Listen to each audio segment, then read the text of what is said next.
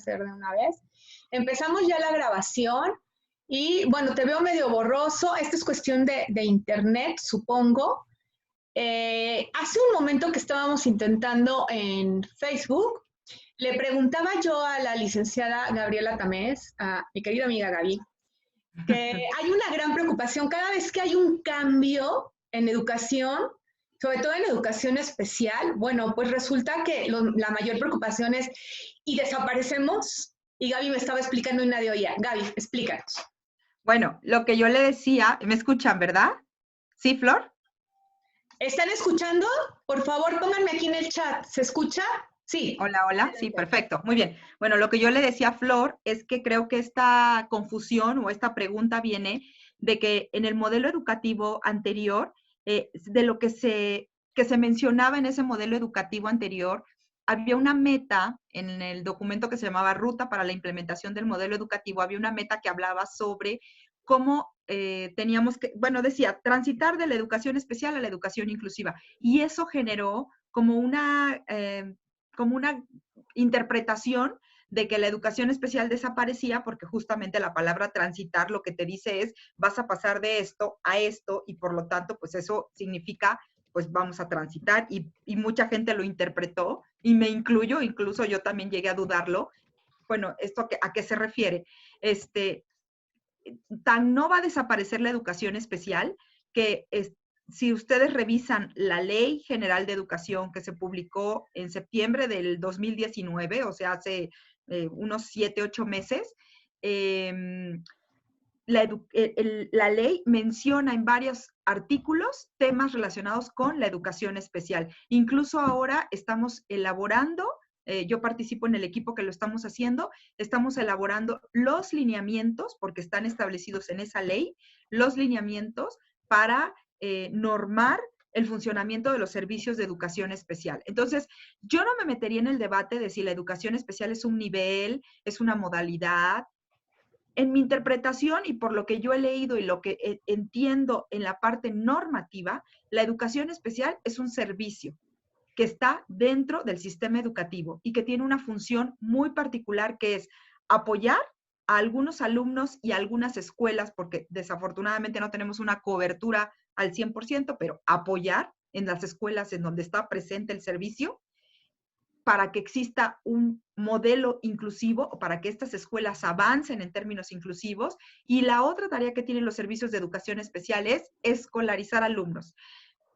El debate es, ¿deberían existir o no los servicios que escolarizan alumnos? Ese es otro tema, pero lo están haciendo, ¿no? Entonces tenemos servicios de educación especial mucho más instalados en educación básica, menos en educación media superior, pero existen, casi nada en educación superior y lo que hacen es apoyar o bien escolarizar alumnos. Ok, mira, no veo ahorita preguntas, pero yo sí tengo varias. Con este cambio de inclusión educativa, que bueno, que ha llevado mucho tiempo como que entenderlo, la verdad, y creo que asumirlo y asimilar, ¿no? Hacia educación inclusiva, ¿qué cambio se puede esperar en las escuelas? No sé qué tan clara estoy siendo y qué cambios tanto como maestro de educación regular como maestro de educación especial, o sea, vendrán cambios en funciones, en organización, en programas, o sea, así a grosso modo, ¿qué cambios tendríamos que estar esperando? Pues más que esperar los cambios, creo que los cambios los producen los propios agentes educativos, los docentes, quienes somos los profesionales de la educación, que no solo somos profesionales de la educación especial.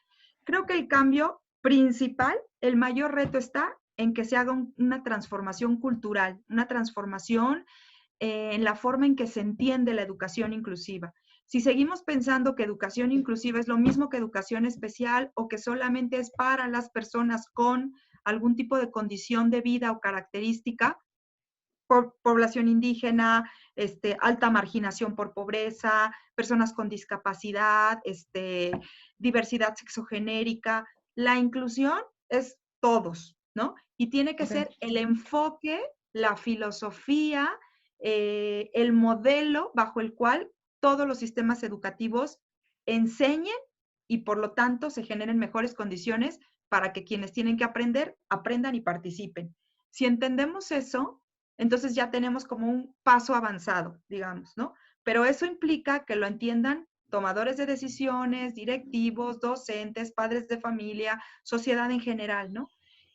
Y el siguiente sería que cada actor educativo, en el papel que le toque estar, asuma la responsabilidad que le toca, para que entonces realmente exista esto que llamamos la corresponsabilidad en la educación.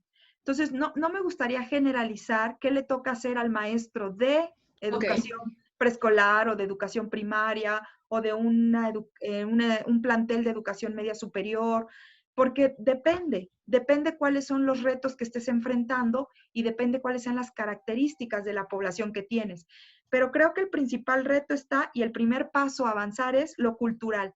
Claro, todo está como muy enganchado, porque si no mueves las prácticas, difícilmente cambias la cultura de las personas que hacen esas prácticas.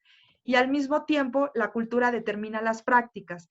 Y la parte política de la inclusión, que es como la otra dimensión, ¿no? Culturas políticas y prácticas, la parte política, pues ¿quiénes la construyen? Las personas. Y las personas tenemos culturas, formas de pensar y por lo tanto también ejercemos prácticas. Entonces todo está como interrelacionado. No hay como un por dónde empezamos, como que hay que avanzar en todo, ¿no? Entonces no necesito como docente, si tengo claro lo que implica la inclusión, no tengo que esperar a que la norma me lo diga, la ley me lo diga, el reglamento me lo diga, la sanción me lo diga.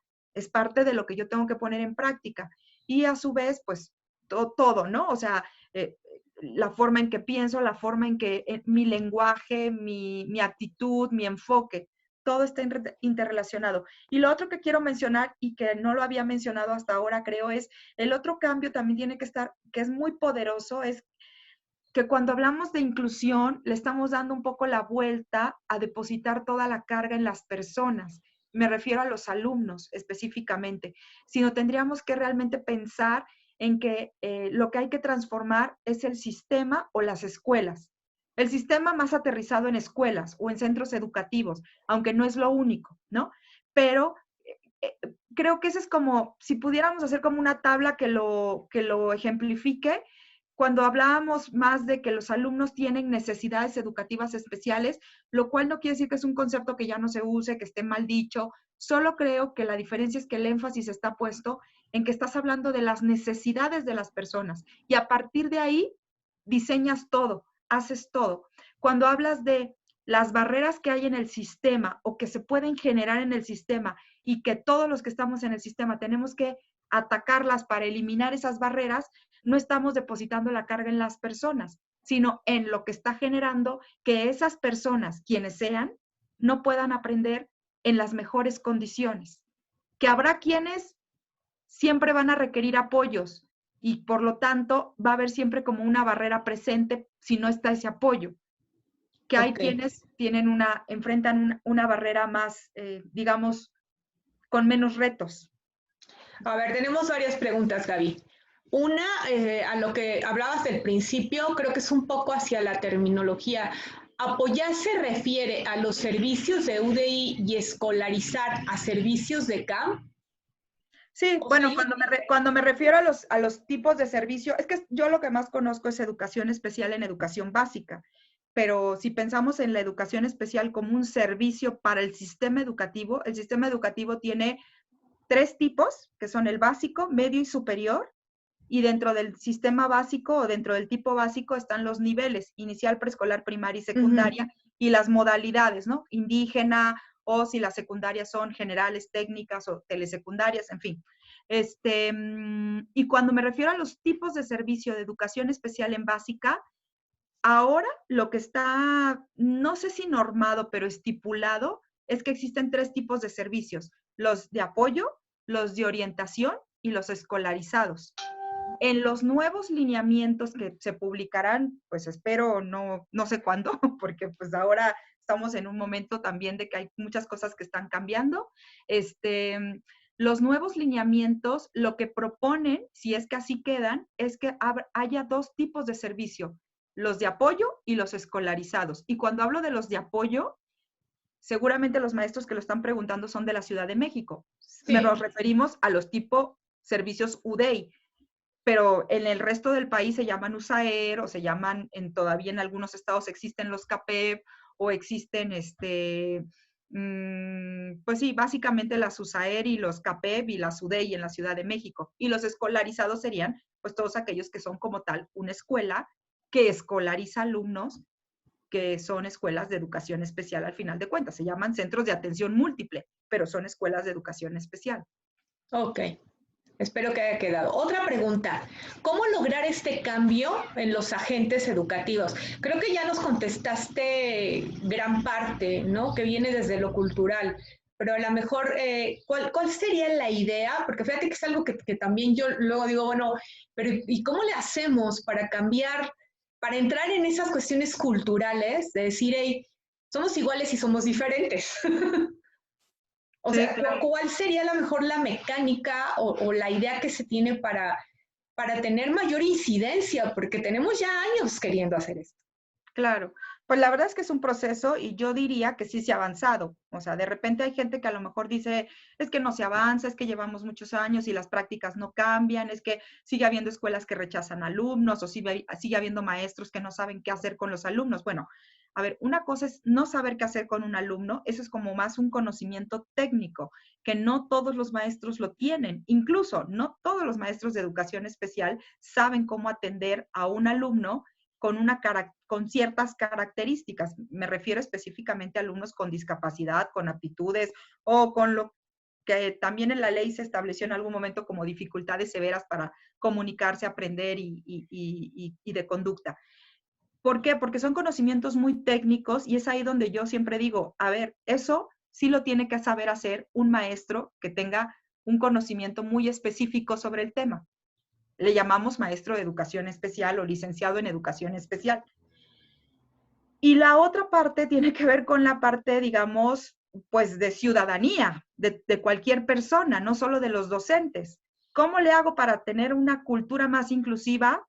Pues soy más consciente de lo que implica la inclusión, trabajo sobre si creo que no tengo las capacidades para ser inclusivo, ¿no? Por decir algo, o pienso que soy una persona poco inclusiva, ¿sobre qué trabajaría? Sobre la empatía, por ejemplo, sobre Claro. la solidaridad, sobre el respeto hacia los demás, sobre el respeto hacia mí mismo, por supuesto, sobre la colaboración. Yo los invitaría a que lean el programa o guía de educación socioemocional, de educación preescolar, primaria y secundaria que actualmente está Sí, vigente, el 2017, porque justo habla de esas 5 dimensiones, el autoconocimiento, la autorregulación, la empatía, la totalmente. colaboración, la autonomía. Me parece que son justamente este desarrollo de habilidades sociales, emocionales, pero también de ciudadanía, que nos van a permitir pues construir una sociedad más inclusiva o más incluyente. Y eso lo podemos entonces trasladar a cualquier ámbito, incluyendo mi ámbito laboral. Pero eso tiene que ver con una actitud y con un posicionamiento ético. De eso no me es suficiente para atender a un alumno que tiene ciertas características, como podría ser un alumno sordo, un alumno con discapacidad intelectual, un alumno con aptitudes sobresalientes intelectuales. Se requiere gente que sepa técnicamente, metodológicamente sobre cómo atender a ese tipo de alumnos. Por eso creo que yo veo como difícil que desaparezca la educación especial como tal. Lo que tiene que desaparecer es la idea de que la educación especial y este grupo de especialistas que para eso se escogieron, para eso se contrataron, para eso estudiaron, son los únicos encargados del tema. No, Claro. lo que tenemos que cambiar es esa idea. Cuando decimos transitar de la educación especial a la educación inclusiva, a eso es a lo que nos referimos, a que es un trabajo de muchos, de todos los que estamos en el sistema educativo, pero en ese todos no es que a todos nos toque hacer lo mismo. Entonces, el maestro de educación especial tiene tal vez, voy a decir un ejemplo, menos conocimiento sobre la didáctica de las asignaturas que están en el currículo. ¿Por qué? Porque su fuerte es la metodología y la didáctica de cómo atender a un alumno que tiene pues una característica o una condición de vida que requiere ciertas formas para comunicarse, para aprender, para desplazarse, para, para participar, en fin. Mira, aquí hay no sé, pregunta, comentario, está largo, te lo voy a leer, a ver cómo lo entendemos o lo entiendas.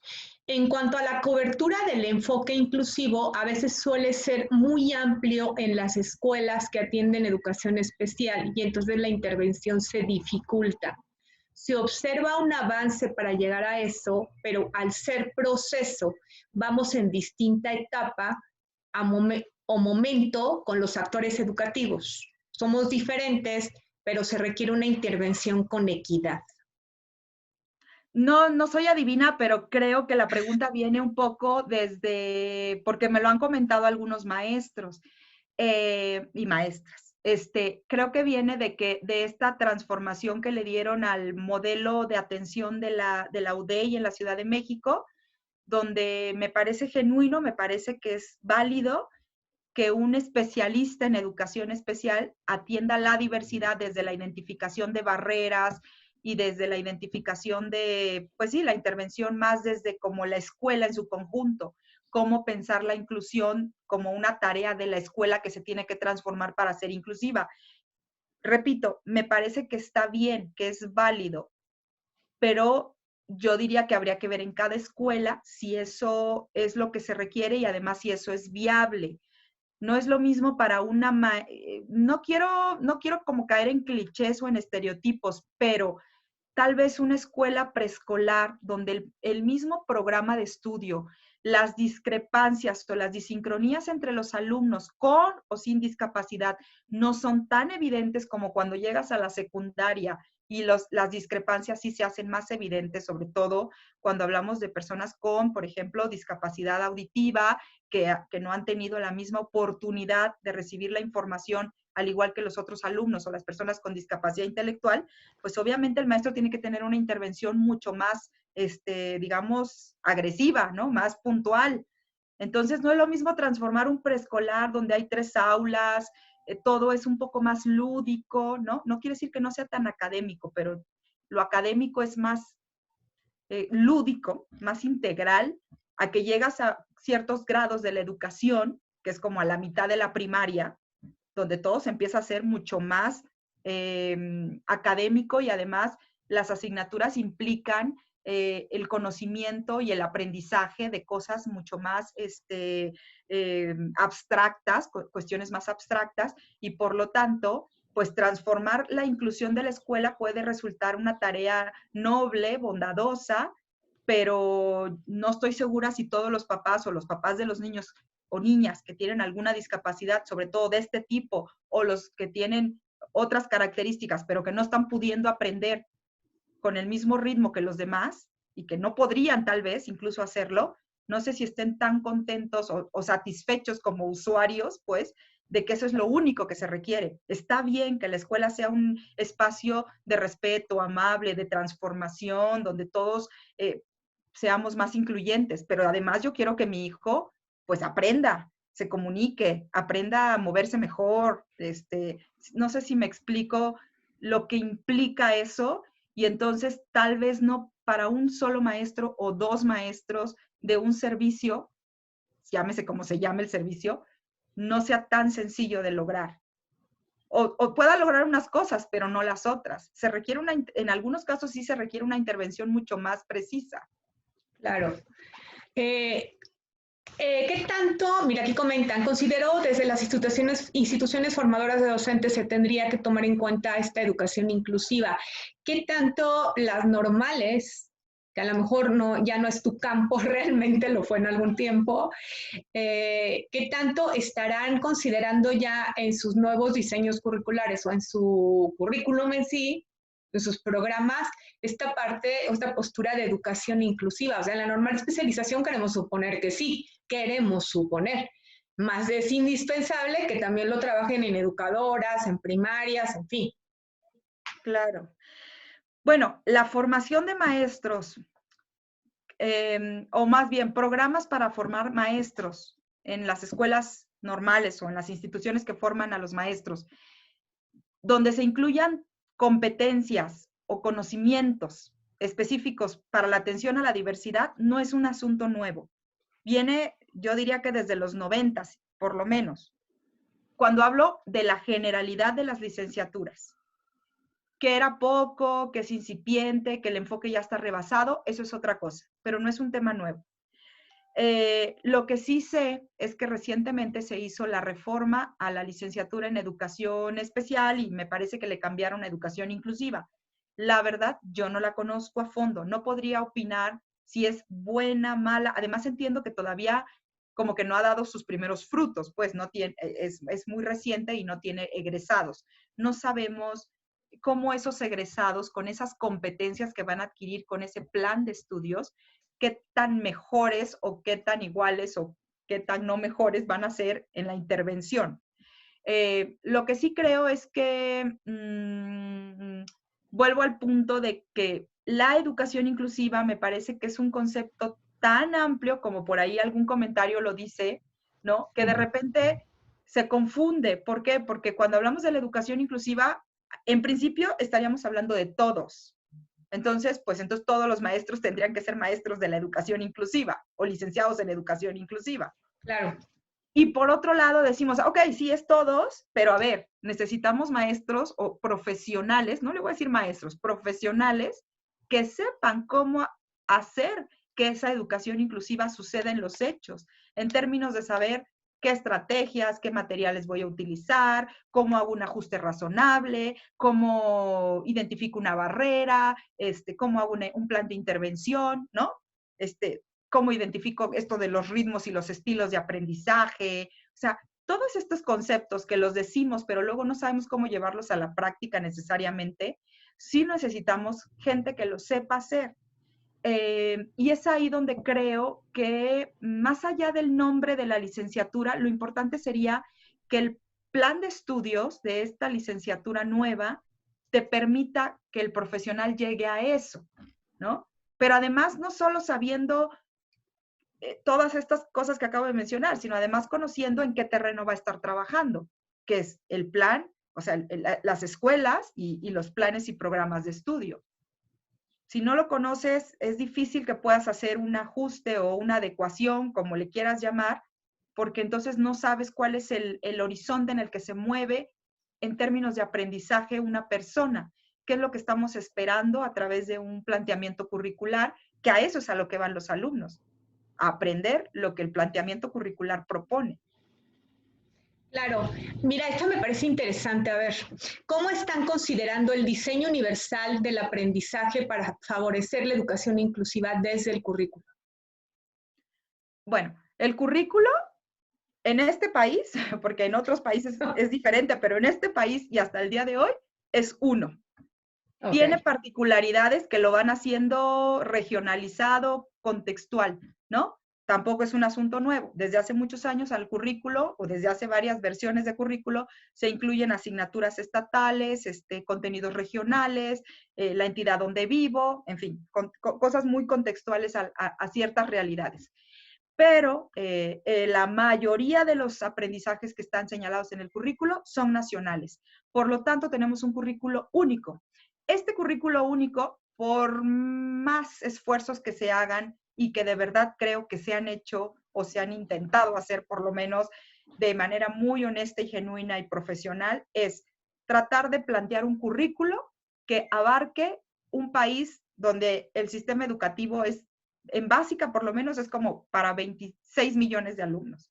Entonces, es muy difícil que tú puedas llegar con una sentencia, una declaración en prosa, ¿no? Donde digas, este es el nombre de la asignatura y luego estos son los aprendizajes que va a aprender los alumnos de este grado, de este grado, de este grado, de estas asignaturas, a este ritmo, ¿no? Es muy difícil que puedas tú ahí plantear cuál es el diseño universal, porque el diseño universal en realidad lo tienes que planear como docente o como profesional de la educación especial, porque no todos los de la educación especial son docentes, muchos son otros profesionistas, psicólogos, trabajadores sociales, incluso hay médicos, terapeutas y demás. Bueno, los profesionales que ayudarían a la escuela, al maestro del aula o de asignatura, lo que tendrían que saber es qué significa esto de hacer un diseño universal. Y entonces, un elemento que tengo para hacer el diseño universal, bueno, el primero tendría que ser saber qué es el diseño universal y el segundo es conocer el currículo, porque eso es lo que el alumno tiene que ir a aprender. Lo que también creo que vale la pena decir y que me parece que todavía no es muy claro o no se dice de manera contundente, es que lo que está normado en el currículo como los aprendizajes que tiene que aprender una alumna o un alumno de cierto grado, no necesariamente todos los alumnos los van a poder aprender porque no traen los conocimientos previos necesarios, no tienen las habilidades necesarias para llegar a ese aprendizaje. Pero es ahí donde creo que la intervención de los profesionales de la educación especial es fundamental, porque son ellos los que pueden decir, a ver, es que este alumno claramente por eso no aprende, o por eso no participa, o por eso no te está dando los resultados que tú estás esperando como docente, o como mamá, o como papá, o como alumno, pues incluso. Y es ahí donde entra la intervención del especialista que tiene que decir, bueno, esto lo que implica es que tengamos que hacer ciertas adecuaciones o ciertos ajustes y es ahí donde empiezas a trabajar con base en un diseño universal, ¿no? Pero bueno, lo tienes que hacer incluso desde que planeas, desde que haces el diagnóstico del salón de clases, desde que haces la planeación del salón del aula y luego ya, si lo necesitas hacer en intervenciones más particulares o más directas, pues también tendrías que tomarlo en cuenta, ¿no? Basado en los 3 principios del diseño universal. Por ahí lo puse yo en la presentación de la conferencia que di antes, ¿no? Y de los videos anteriores. Los videos que tiene que ver con diferentes formas de representación, diferentes formas de expresión del conocimiento y también las motivaciones que llevan a los estudiantes o a los alumnos a poder aprender, ¿no? O sea, es importante. Por eso en la ley no está dicho siempre de la misma manera, pero si ustedes examinan la ley, hay como 8 características que se mencionan para definir la diversidad. Condiciones, características, capacidades, habilidades, intereses, necesidades, estilos y ritmos de aprendizaje. Si tenemos en cuenta como todo eso y sabemos a qué se refiere, podemos entonces decir, ya sé cuando digo que este alumno es diferente, ¿no? O ya sé lo que digo cuando digo que no todos en este grupo aprenden igual o no todos llegaron con el mismo piso para aprender, digamos. Sí, ¿no? Se nos está acabando el tiempo. ¿Tienes tiempo, Gaby? Ahorita, unos minutos más. 30 minutos más, a las 6:30 tengo otra reunión. Ok, les acabo de dejar una liga nueva. Voy a cerrar esta sesión y abrimos otra por 20 minutos. Aquí hay unas dudas como del DUA. Por favor, a todos los que están, chequen en el chat y está el nuevo enlace. ¿Sí? ¿Ya lo tienes, Gaby? ¿Sí? Ok, cierro esta sesión y de inmediato abro la otra para que se conecten en la otra y comentemos esto del DUA. Están preguntando, no sé qué tanto hay una diferencia o a lo mejor lo del DUA, porque se refieren a lo del DUA como las dificultades que tiene el docente para entender que hay un currículum flexible. Recuperen sus ideas, cierro antes de que nos vayan aquí a cerrar y perdamos el video. Y ahí está ya el enlace, por favor, ¿eh? Cópienlo.